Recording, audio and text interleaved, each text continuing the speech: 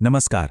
जरा सोचिए, अगर किसी को एक पूरे देश के लिए, एक राष्ट्र के लिए एक ब्लूप्रिंट डिजाइन करना हो, तो शुरुआत कहाँ से होगी?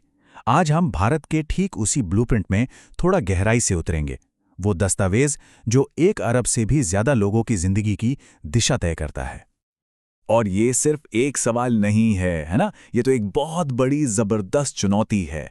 हमारे संविधान को बनाने वालों के सामने ठीक यही एक बहुत बड़ा काम था। एक ऐसी किताब तैयार करना, एक ऐसा दस्तावेज बनाना जो भारत की इस कमाल की विविधता को, इस डाइवर्सिटी को एक धागे में पिरो सके।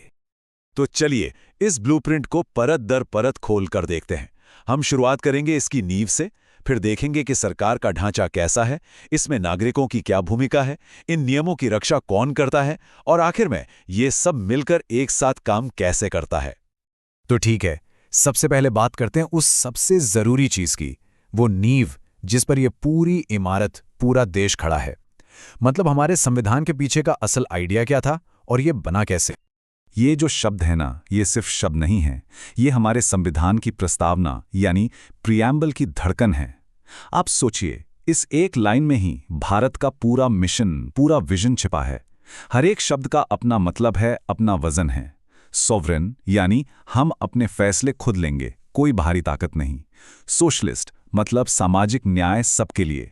सेक्युलर यानी राज्य का अपना कोई धर्म नहीं, वो सबके लिए बराबर है। और डेमोक्रेटिक रिपब्लिक मतलब असली पावर तो जनता के हाथ में है। सही मायनों में ये प्रस्तावना हमारे संविधान की आत्मा है, बिल्कुल एक कंपास की तरह जो हमेशा देश को सही दिशा दिखाती है। ये वो फिलॉसफी है, वो सोच है जिस पर पूरा ढांचा टिका हुआ है। और हाँ, ये सब कुछ रातों रात नहीं हुआ। ये जो शानदार ब्लूप्रिंट है ना, इसे बनाने में लगभग 3 साल की कड़ी मेहनत लगी थी। 1946 में संविधान सभा बनी, बहुत बहस हुई, चर्चा हुई, और फिर जाके 1949 में इसे अपनाया गया। और आखिर में 26 जनवरी 1950 को हमारा संविधान लागू हो गया। चलिए अब इस ब्लूप्रिंट के अगले हिस्से पर चलते हैं। अब देखते हैं कि देश को चलाने के लिए, यानी शासन के लिए, पावर को कैसे बांटा गया है, कैसे ऑर्गेनाइज किया गया है। देखिए, भारत में सरकार का एक 3 टियर सिस्टम है, यानी 3 स्तरों वाली व्यवस्था। सबसे ऊपर है संघ सरकार, जिसे हम केंद्र सरकार भी कहते हैं, जो पूरे देश के लिए फैसले लेती है। उसके नीचे आती हैं राज्य सरकारें, जो अपने अपने राज्यों को संभालती हैं। और फिर सबसे ग्रासरूट्स लेवल पर, यानी जमीनी स्तर पर, है लोकल सेल्फ गवर्नमेंट या स्थानीय स्वशासन। और मजे की बात यह है कि इन स्तरों पर काम भी साफ साफ बटे हुए हैं। जैसे जो बड़े राष्ट्रीय मुद्दे हैं, डिफेंस, विदेश मामले, करेंसी, ये सब केंद्र सरकार देखती है। वहीं दूसरी तरफ जो क्षेत्रीय मुद्दे हैं, जैसे पुलिस, खेती किसानी, पब्लिक हेल्थ, ये सब राज्य सरकारों की जिम्मेदारी है। और ये जो पूरा स्ट्रक्चर है, ये सिर्फ दिल्ली या राज्यों की राजधानियों तक ही सीमित नहीं है। इसका मकसद शासन को हर गांव, हर शहर तक पहुंचाना है। गांव में पंचायती राज सिस्टम है और शहरों में नगर पालिकाएं हैं, जिनके जरिए लोगों को अपने मोहल्ले, अपने गांव के मामलों में फैसला लेने का हक मिलता है। अब कोई भी ब्लूप्रिंट आखिर किसके लिए होता है? उन लोगों के लिए जिनके लिए वो बना है।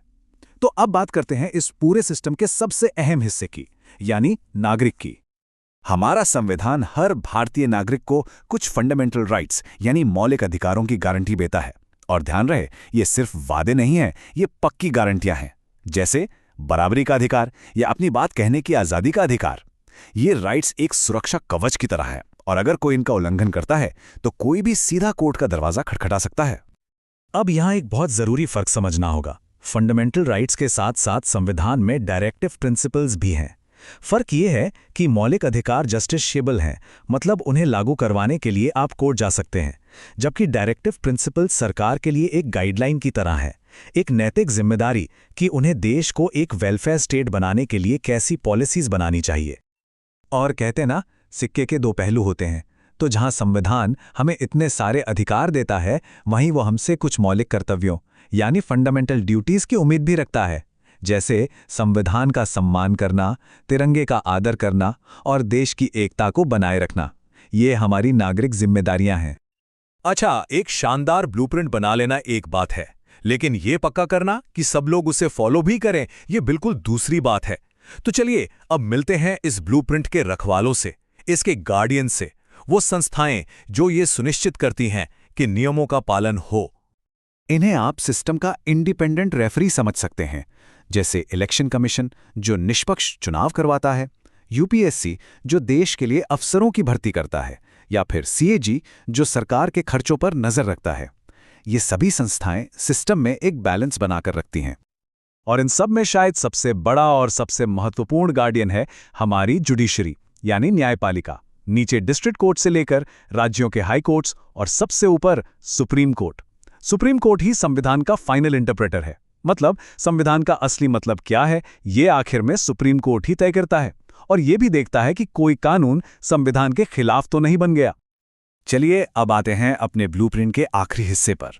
बात करते हैं उस ऑपरेटिंग सिस्टम की जो इन सारे अलग अलग कॉम्प्लेक्स पार्ट्स को एक साथ जोड़ता है ताकि देश एक यूनिट की तरह काम कर सके। भारत को यूनियन ऑफ स्टेट्स यानी राज्यों का संघ कहा जाता है। इसका सीधा सा मतलब है कि हमारे यहाँ एक फेडरल सिस्टम है। जैसा कि हमने पहले देखा, पावर केंद्र और राज्यों के बीच बटी हुई है। ये एक बहुत ही शानदार डिज़ाइन है जो भारत को अपनी ज़बरदस्त रीजनल डाइवर्सिटी को सहेजने का मौका देता है और साथ ही सबको एक देश के तौर पर मजबूती से जोड़े भी रखता है। लेकिन क्या हो अगर देश पर कोई बड़ा संकट आ जाए? इसके लिए भी संविधान में खास प्रावधान हैं जिन्हें इमरजेंसी प्रोविजंस कहते हैं। जैसे युद्ध या किसी बड़ी गड़बड़ी के हालात में नेशनल इमरजेंसी लगाई जा सकती है। ऐसे में कुछ समय के लिए ज्यादातर पावर केंद्र के पास आ जाती है ताकि देश की सुरक्षा और एकता को बचाया जा सके। ये एक तरह का सेफ्टी वॉल्व है। और शायद सबसे जरूरी बात, ये जो हमारा ब्लूप्रिंट है, ये पत्थर की लकीर नहीं है। ये एक लिविंग डॉक्यूमेंट है, एक जीवंत दस्तावेज। इसमें अमेंडमेंट यानी संशोधन की प्रक्रिया है जिसके जरिए ये वक्त और समाज की बदलती जरूरतों के हिसाब से खुद को बदल सकता है, ढाल सकता है। और शायद यही इसकी सबसे बड़ी ताकत है। तो आखिर में एक सवाल सोचना लाजमी है। ये दुनिया बहुत तेजी से बदल रही है। ऐसे में भारत के इस बुनियादी ब्लूप्रिंट को आने वाली पीढ़ियों के लिए भी रेलेवेंट बने रहने के लिए किन नई चुनौतियों का सामना करना पड़ेगा, इसे कैसे और बदलना होगा, इस पर सोचना हम सब के लिए बहुत जरूरी है।